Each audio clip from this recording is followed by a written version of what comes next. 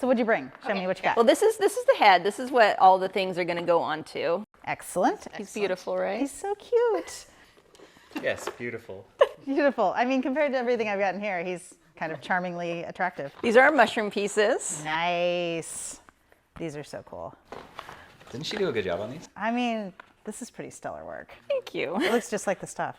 We've got a ton of these guys, and these are what we're going to be painting today. Excellent. The Iwata, my faves. The brand new brush. So pretty and clean. So you haven't used this at all yet? I've airbrushed on some paper. Okay. And that's it. What'd you use to airbrush? It's just acrylic mixed with sink water. Oh dear. We have so much to learn, my dear. But yeah, it's still in good shape. We can save it. We cleaned it. Yeah. No, look how clean that is. Like, practically, that's brand new. Okay. And we have our cleaning stuff, so you can show us how to clean it properly. Yes. Yes. And we have just some basic paints. We got some red and orange, Box for you. pink and purple. Excellent. Excellent. Just kind of your basic colors. Yeah, the Createx. Nice. Some are opaque, some are transparent. I'm not as sure how does the transparent work? I mean, we're gonna find out. This is what we do in this industry. We kind of figure it out as we go along. And then this is the best. So these things, you can paint straight on the foam and it seals your foam for you, which makes putting all that stuff and other things on top of it so much better. It's magical. That's awesome. Yeah. This is just latex house paint from Home Depot. Yeah. And so we can use this to base coat these things. Yeah. That's crazy. We can totally use it to base coat those things. Perfect. And then you can actually airbrush this too if you thin it with distilled water. Distilled water. Distilled water, gang. Listen to distilled. Okay. You don't want to get like all the minerals and stuff in your airbrush. It'll break it down over time. Right. Yeah. And these we're going to shake before we use them too. Okay. And I've got little bottles. We can pre-mix things in. Do all kinds of stuff. What else you got? We got, let's see, this reducer. Ooh. Make it thin. Is this just distilled water in a bottle? No, it's, okay. It's got irritants in it, so no. Oh, okay. See that big exclamation Caution, mark? okay. That means it's not water. Don't drink it. What's the difference between reducing it with the reducer and like just water? I'm going to be honest. I don't ever use the reducers. Okay. You don't need this. There you go. Hey, I mean, maybe you do. Maybe I'm doing it horribly wrong, but for 20 years, I've never used a reducer. I just figure out what the base of the paint is, and I cut it with that, because it seems to be a lot easier to find usually and easier to work with. Got it. And then Tim Gore. Tim Gore's Bloodline. Oh, Tim's the best. I love Tim. He's amazing. I used to work with him. This, I guess, is for like making this paint stick to the latex. Oh, right? Yep. And then we Some random brushes. My favorite, the gross chip brush. That's what I paint everything with. Yeah, I mean, it's got texture. we have a whole bunch of those random gross brushes. This is the shop brush pile. Clay in case we need it, although this is going to take like 2 days to dry, so I don't know. We can put it in the dehydrator in a pinch. Sculpt it and throw it in there. Yeah, we need a dehydrator. You need, yes, you do. Because then it does shrink it a little more than it would air drying, because I think it's like the speed it goes. Okay. Yeah, you just throw it in the little dehydrator and let it go. It's amazing. I'm learning so much. Oh, and then don't forget the teeth. Yes, we have to figure out how to put those teeth back They on. look really good. I think actually these would be an improvement over here. See? We did this before. Yeah. Did you That was the first thing we did. It's perfect. Can you put the nose on too? I think it's a combo deal. So if you put that, you just, I mean, Beautiful. it's beautiful. Some of And it's gross. I've got some adhesive. We can just glue it on Nope, for the rest nope. of the shoot. No, you don't want to do that? Okay, set. cool. That's all right. All right. We got little sculpting tools. Sculpting tools, little mixie sticks. Yep. I think we're set. I think we're good. Awesome. All right, let's play. Okay. I did not bring distilled water. I have. Okay, so we've got all these really cool pieces that you made. What was your game plan for attaching them to that? To the head? Yeah, to the head. Glue. Probably glue. Some kind Some sort of glue. Just glue? Like, I don't know, maybe hot glue. I don't know. barge, maybe? How about I show you something really cool that we use for costume builds and like different like creature suits and stuff like that. That'll make your life so much easier. I like it. You like that okay. idea? Yeah, Okay, sounds cool. good. All right. So typically what we do, if we've got like foam pieces that we need to attach to fabric that people are going to be moving and, stunting and doing everything like that in there, we'll use a product called Barge. It's a contact cement. And we'll attach fabric to this, like right here. Okay. Where you wouldn't see it. So like not the camera ready side, but the, you know, the back side. And then for yours, since this head has, let's see. Oh yeah, we'll address this too, because I know you're having The issues. stupid nose. The The stupid nose. So the inside of this is like plastic, and then you've got a latex skin on it. Now, if you didn't have the plastic inside, I would recommend using the barge and actually putting this fabric on the inside too. So basically the reason for that is when you sew through something like this or something like latex, it acts like cellophane, and if you pull too hard, it'll just rip Oh, it'll right just out of there. Rip right out. Okay. Yeah, but if you have the fabric, it prevents the string from pulling through. So we're actually gonna, Magic. and we're gonna sew these onto him? Yeah, you're gonna sew him on, and he can do whatever he wants. He can do crazy. He can be a stunt man, and these things aren't coming off. I love that. Okay. That's a good idea. Movie Love it. magic. We've already learned this. Okay. Okay. So yeah, and we haven't even gotten to painting, which is why you even came here. So, Yes. so since this one has the plastic on the inside, we're gonna take a Dremel and we'll do a few little. I would say when you're actually gonna attach it, drill a bunch of holes, like space them out every like quarter of an inch or so, and you can sew through the holes. Wham, bam, thank you, ma'am. You have a cool ghoul. Love it. That's why you run your own shop. This is what we do here. Okay. We fix problems. So Awesome. before we base coat these, we have to put on the fabric. I would say yeah. You can do it after, but it just sticks better. All right. Just gives it a little bit more adhesion. Let's Okay. do it.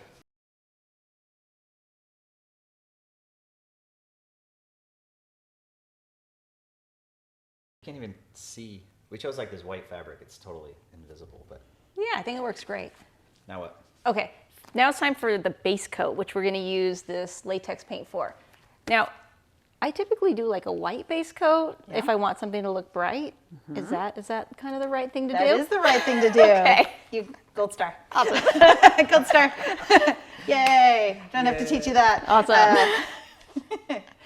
Yeah, so you want to start with the lighter colors, generally speaking, unless you're going for something like super metallic-y, you may want like a darker color to have like that offset kind of thing. But for our purposes, if you look at the clickers in the movie, they all have like a fleshy base, kind of pinky kind of tone, and then they go in with the pinks and the browns and everything and kind of layer everything up. So this So like our fleshy bright color, flesh. This bright flesh will be a nice base coat. Awesome. And we're just gonna brush it on? Yeah, we're just gonna brush it on.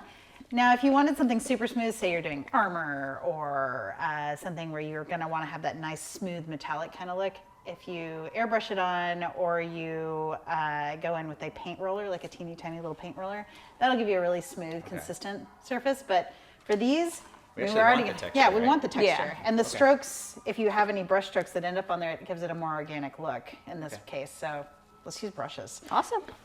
So a lot of times when people use EVA foam for like cosplay and stuff, you would fully seal this with like, you know, some sort of like a Mod Podge or Plastidip or something before color, but this is kind of doing both.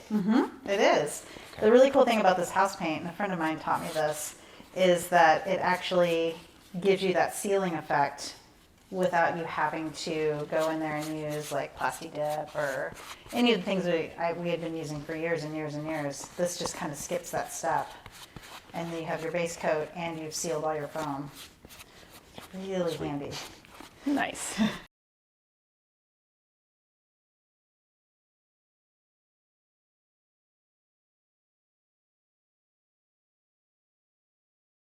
All right, so we're base coated. Do you feel good about that? I do. Yeah. Yeah? It's- Yay, look how They're pretty. like flesh mushrooms now. Flesh shrooms. They're still a little wet, you. Okay, so now you're ready to airbrush? Yes. Are you scared? No, I'm excited. It's gonna be great. It's okay. gonna, yeah. So, grab your little handy airbrush. Okay. All Got right. it. So you've got your Iwata Eclipse, and you've used it a couple of times. Yes. So do you understand the push and pull mechanisms? Yes. Well, is there a, it's just pull. Nope. No, there's a push and too. pull. Yeah. And the push does something? Yeah, it controls the airflow. Really? So this is called a double action airbrush. Single action, you just pull. Double action, you push down. This controls how much air is going into your airbrush. But it's such a subtle push It there. is. So you have to learn those fine motor skills of how hard to push. Okay. That's where practice comes in. Got it. Thankfully for this, you don't really have to have the super fine control. The other thing is when you pull back, that's your paint. So push is air, back is paint. So the further you pull back, the more paint's gonna come out. Okay. So you've got your push and pull for your double action airbrush.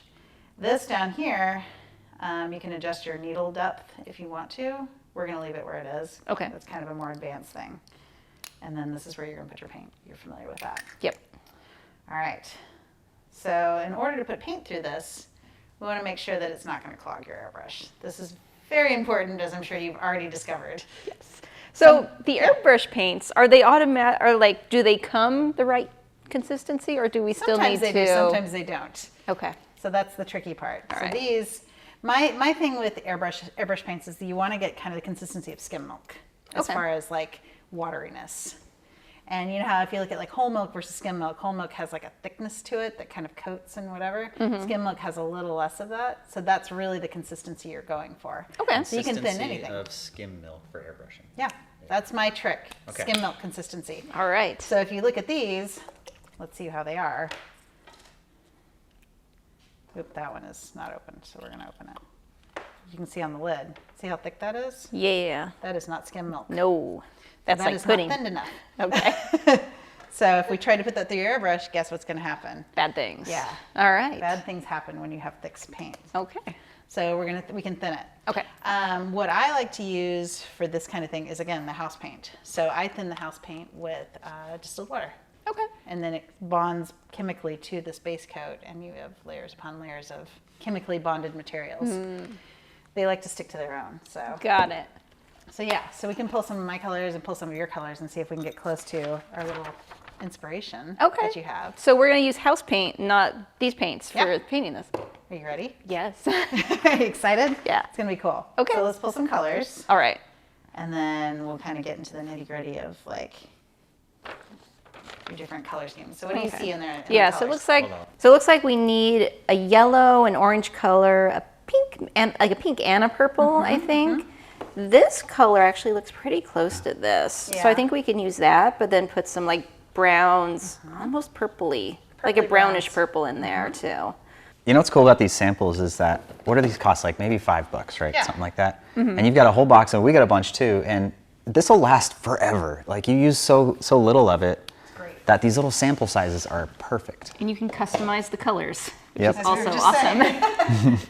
We're like, yeah. Just take your reference to the hardware store and like get all the little Yeah. paint samples. And Same thing you do if you're painting your wall. You're just like, but you bring your monster. But you To- confuse the people at the paint store a Yes. little bit more.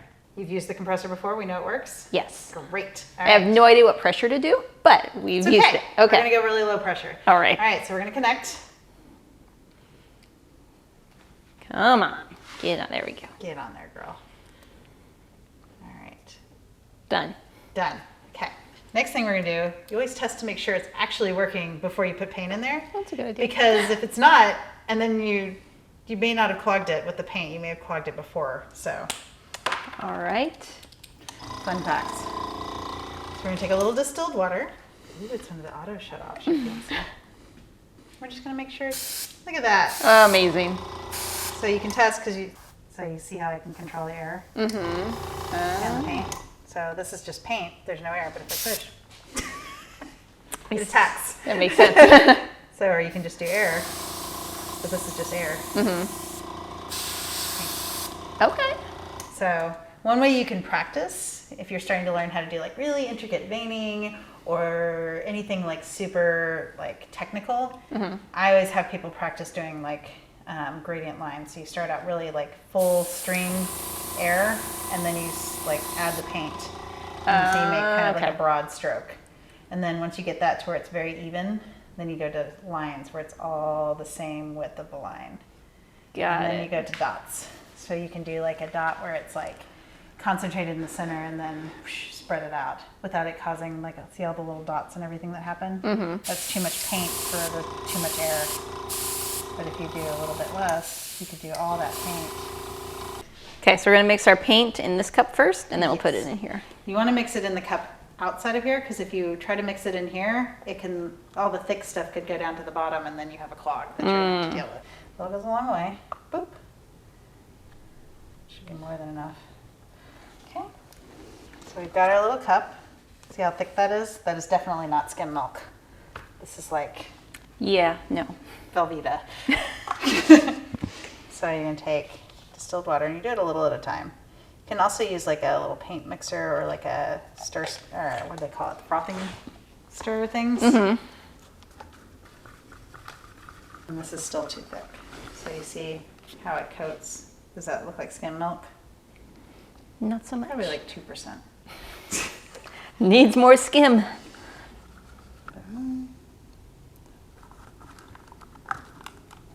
So kind of stir that around so you can kind of get a feel for how it, see how it feels like colored water, like skim milk has? Mm-hmm. Drip. There you go. So you ready for the moment of truth? Ready. We feel like this is a good consistency? I do. Yeah? Yes. Feels like skim milky? Got some good legs on it? Mm-hmm. It's a fine wine. Fine wine. Fine yellow wine. Delicious. All right, pour it in, but not a whole lot, just a little bit. Perfect. There Okay. you go. And then the cap. The reason this cap is so important, first off, so when you're airbrushing, you don't splat it all over the place. Very important. But I don't know if you can see, there's this teeny tiny little itty bitty hole right here. That hole is more important than you could ever realize. If this hole gets clogged, your airbrush is not going to work. It seems really stupid that that could be so catastrophic, but if you think about it, you're getting air pressure in here that's suctioning the paint out. Right. If this is clogged, it causes a vacuum inside of here. Okay. And you'll try and clean it, and if you, like a lot, I'll show you how to clean. Sometimes I'll put my finger on the nozzle and I'll blow air, and then it kind of back bubbles in here to help like circulate things a little bit. If you do that with this clogged, your cap goes flying and paint goes everywhere. Oh, fun. It's good. It's a great pain. It's a good time. Okay. So sometimes if your airbrush isn't working properly, check to make sure that little hole is actually still open. All right. So put the cap on. So now that we've tested it, we made sure it's not clogged, it's not going to cause any catastrophic fails. Now we need to talk about your pressure. Okay. So I know you like to do things under pressure, but right That's now our way. you're at about 40. This is a lot of pressure. Right now you're at 40. That's pretty high. So we're going to bring it down. We're going to bring it way down. We're going to go under 20. We're going to go to about 10. So when you're airbrushing a person, we don't want to go over 20 because you can feel when that hits your skin. If that was in your face and you were trying to airbrush someone's face, you're like, ah, I'm being attacked. That makes sense. So we're going to bring it down to about what I would do for painting a people. Okay. Painting a person, rather. So why does it go all the way up? Is that for like if you're doing big, like giant things? So if you're doing like using what we call like an HVLP, a high volume, low pressure gun, it'll basically you need that pressure to get it out of the gun because it's a bigger chamber and it has bigger hoses and everything like that. Got it. This is so tiny and what we're wanting to do is so delicate. If you have that higher pressure, you're going to just spray everywhere and you're going to waste a lot of paint. You're going to fumigate everybody. Okay. It's a whole thing. All right. So we're going to make sure, so we're going to test it again. Let's make sure it still comes out at this lower pressure, which it does. There we go. And sometimes if you're airbrush compressor, there you go. There we go. We have You paint. feel the difference though? Yes. It's not, Yes. but see how you can get them more delicate? Yeah. So this is a way, and then once you get a little bit more control of your airbrush, you'll be able to control the pressure even more with just that little subtle thing. But that'll only help you within like, you know, like a 5 PSI-ish range. This, since you're new, I always bring it way down, and then Okay. you have a lot more control. I'd say since it's your first time, let's start on the back. And Okay. make sure that way you don't freak out, oh no, my favorite piece, it's beautiful, and there you go. So we start in a place that you may or may not actually see, just because if you screw up there, nobody's gonna, more forgiving. Right. Here's your gun. Okay. Ready? Ready. Okay, so the way I do it is I like to start on the edge and kind of work my way down. So you can kind of do like, I'll show you real quick. Okay. I'm not gonna paint it because this is your problem. You're gonna go like this direction and you're gonna stay pretty far away and then move yourself in and kind of like start dusting. So I'll do like a little corner. So you just kind of, you see how Okay. it's dusting right here and everything Yeah, like that yeah. too? It's giving you that kind of rounded, it's hitting the edge and kind of giving that natural like gradient fade. Come Now on. we come Oh, at it from this side, like, this way. yeah, so Okay. turn yourself. And then go like that. So Okay. it'll hit this first and kind of dissipate over. Got it. Okay. There's some paint. There you go. See, you're doing it. Yay. Airbrushes are not intimidating. See, very forgiving. And when they're working, they are amazing.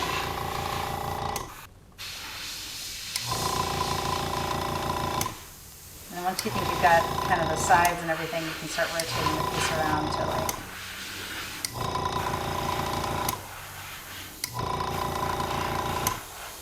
Oh, Whoop, that was a lot. control.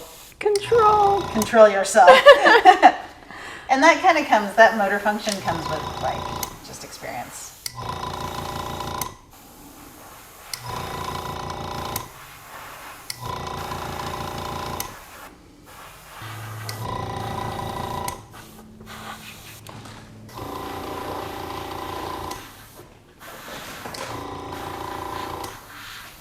Is it fun? Do you like it? It's so fun. It's so soft. I can do gradients now without using the crappy chip brush.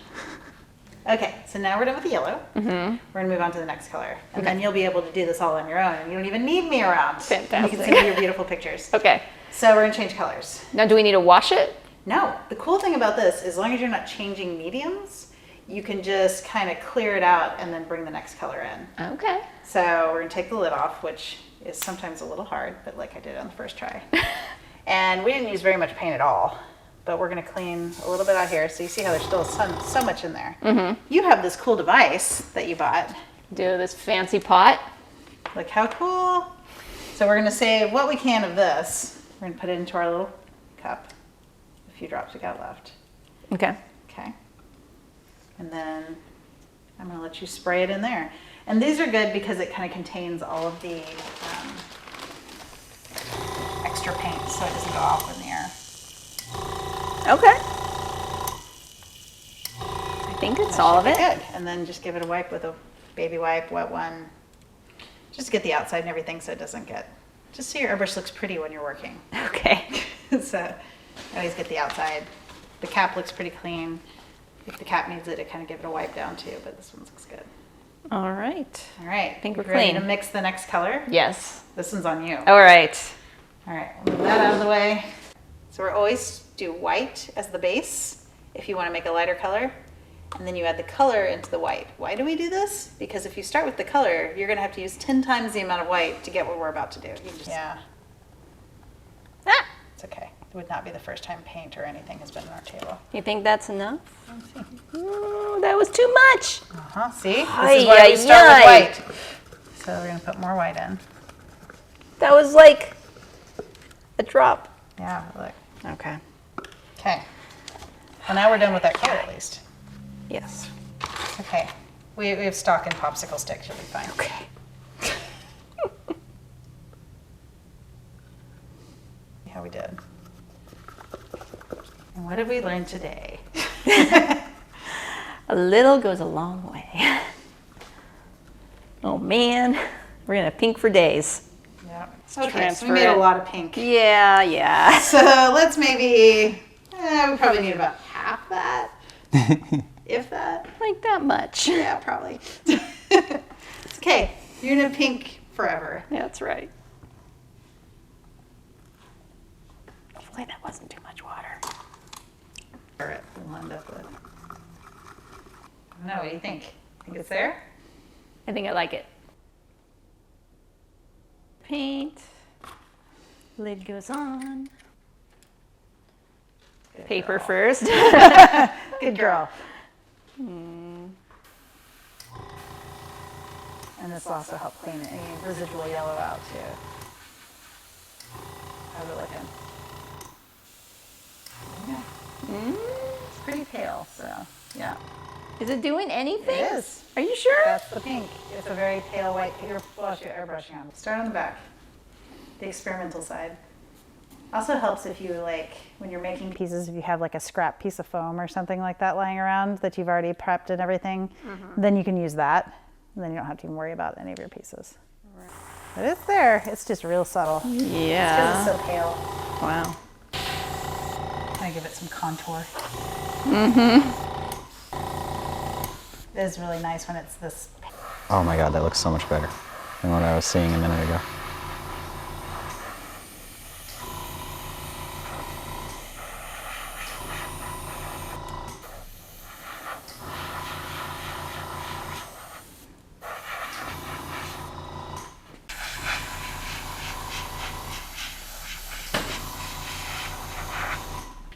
This is crazy. Look Right? at this. And you were afraid of your airbrush. Oh, that's amazing. Like you can't get that type of gradients just with a brush. Now the possibilities are endless, right? Endless. And you're not scared. No. See? And this is only 2 colors, right? You want, we're gonna do what, like 4 or 5 Probably, probably? yeah, like another 3, maybe 4. We've got to add some oranges in, some kind of darker pinks, and then some browns just to kind of bring it all together. Yeah, I love how subtle each layer is, and you just get to build and build and build. So it's not like you put something down and it's like, oh my God, what did I do? And can we talk about this cool spatter action that happened with you a little bit? Yeah. It makes it look so organic. Happy little splatters. Happy little spatters. I'm so excited, you guys. Oh. So because these those are bolder- sparingly. Yeah, because these are bolder, you're going to go more sparing.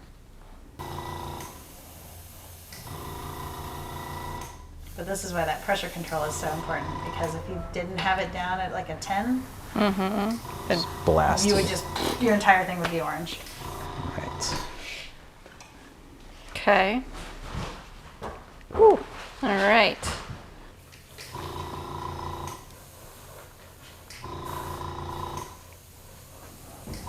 There you go.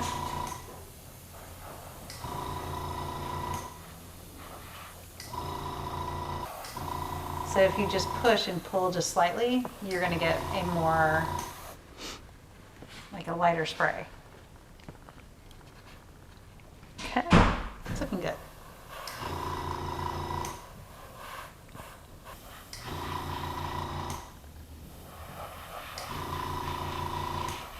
Come on, orange. It's like it sneaks up on you. And it's like, oh, hello. And then push.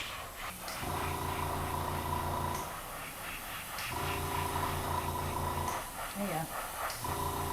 Don't be afraid.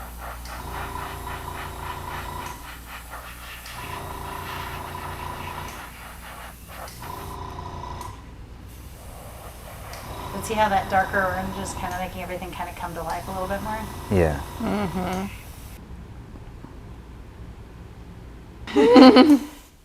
Don't be scared.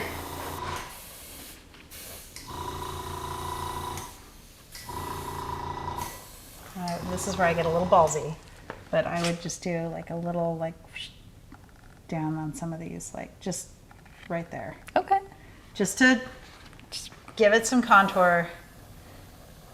Just kind of like bring out like as you're like, oh Not like that. yeah, not like that.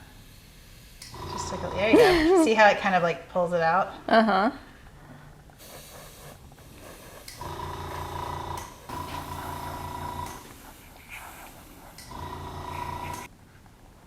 Oh, don't move it so much. Okay. Hold it up. Yeah, like that.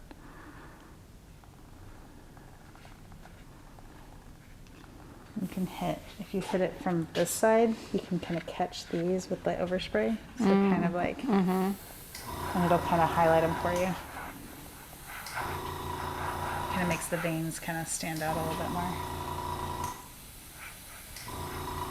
It's another airbrush trick. This is incredible. Looks Thank just you. like the picture, right? It does. Like, it looks exactly like the reference. Thank you so much. Yes, thank you. Very welcome. You're You're no airbrush longer guru now. intimidated, right? No, not at all.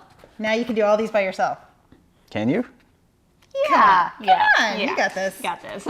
You can FaceTime me. We can get you through it. Okay. You got this. Got this. But I mean, look how perfect this is.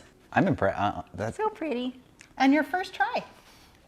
I mean, Thank you you. got this. well. Thank you for your time. Thanks for coming. If people want to check out more of your work, where can they go? You can go to hawgfly.com. You can also go to our Instagram, which is hawgfly_Meredith. And yeah, come play with us. We do all kinds of cool stuff. We'll put some links to her stuff in the description below so you can check out more of her award-winning work. Thank you so much, Meredith. This was a lot of fun. Yeah, thanks for coming.